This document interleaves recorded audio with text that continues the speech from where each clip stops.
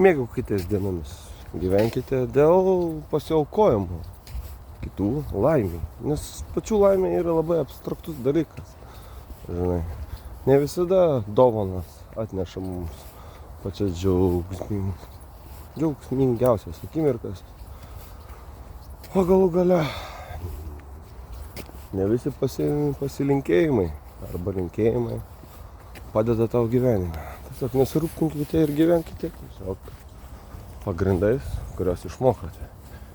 Jeigu šnekėjai nesąmonės, galų gale tikrai gausi iš išorės dar daugiau nesąmonių. O rašyti ir skaityti visiems reikia tai daryti, nes galų gale apgautas būsi raidiniu pagrindu. O visas susidomėjimas kol kas egzistuoja tik tai skaitiniu.